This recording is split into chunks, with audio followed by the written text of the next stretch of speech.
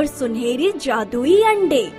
एक बार की बात है, किसी गांव में सुमेर नाम का एक किसान अपनी पत्नी अलीना के साथ रहता था।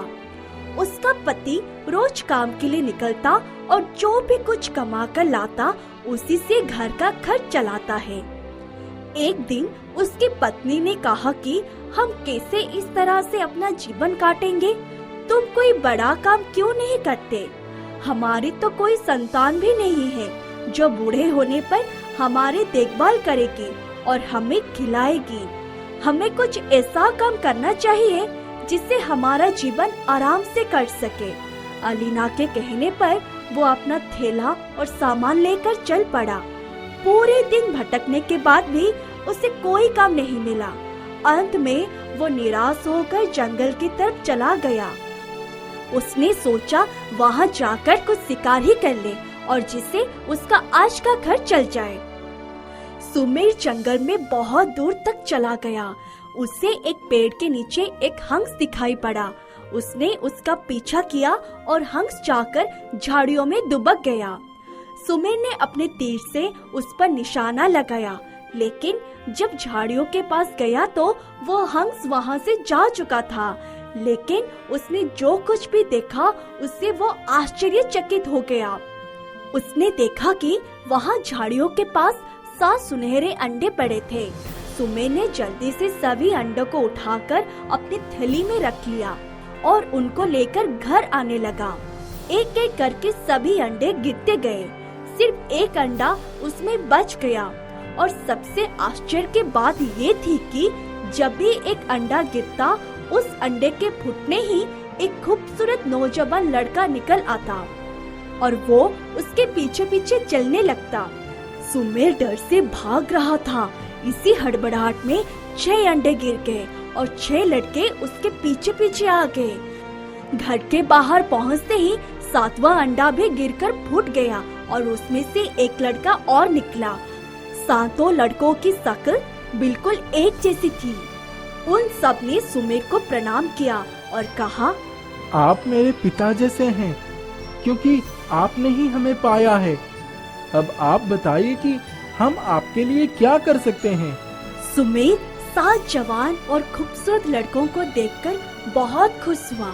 उसका सारा डर दूर हो गया। उसने अलीना को जाकर पूरी दास्तान सुनाई और उन सभी लड़कों से मिलवाया। उसकी पत्नी तो इतनी खुश हुई कि उसने सब लड़कों को गले लगा लिया और उसकी आंखों से आंसू की धारा बह रही थी। उसकी पत्नी, क्योंकि इतने दिन से वो एक बच्चे के लिए तरस रही थी और अब उसको 7 बेटे मिल गए थे, वो भी बिल्कुल एक जैसे। अब वो सोचने लगी, अब तो उनको अपना जीवन गुजारने में कोई तकलीफ नहीं करनी पड़ेगी, क्योंकि उसके 7 बेटे हैं और वे निश्चित हम दोनों को देखरेख अच्छी तरह से करेंगे। वे दोनों खुश हो गए। उन्होंने लड़कों के लिए बहुत बढ़िया भोजन पकाया और उन्हें खिलाया पिलाया और आराम करने के लिए भेज दिया। लेकिन दोनों ये सोचने लगे कि हमारे पास तो रहने को इतना बड़ा घर भी नहीं है, हम इन बच्चों को कहाँ रखेंगे?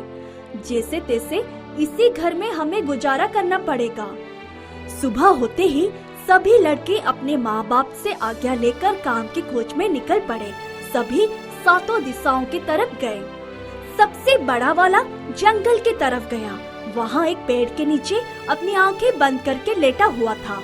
तभी उसने देखा सुनहरी बालों वाली एक घोड़ी उसके सामने खड़ी थी। वो उस पर सवारी करने के लिए जैसे ही वो उठा, घोड़ी सरपट भागी। वो उसके पीछे पीछे दौड़ने लगा और अंत में घोड़ी को काबू कर लिया। तुम मुझे क्यों पकड़ना चाहते हो? मैं काम की खोज में निकला था। मेरे गरीब माँ के पास बहुत छोटा घर है और मैं चाहता हूँ कि उनके पास एक बहुत बड़ा घर हो जिसमें सारी सुख सुविधाएं हो।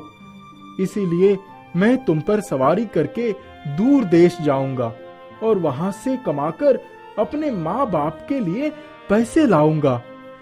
सुनहरी बालों वाली घोड़ी ने कहा, बस इतनी सी बात है, तुम मुझे छोड़ दो, जाओ, तुम्हारी ये इच्छा पूरी हो गई।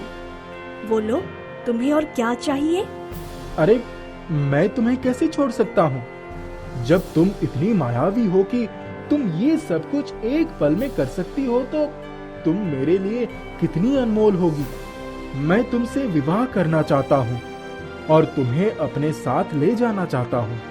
ये सुनते ही घोड़ी जोर से हिनहिनाने लगी और उसने देखा कि वहाँ रोशनी हो गई और बिजली कड़कने लगी और घोड़ी एक खूबसूरत राजकुमारी में बदल गई।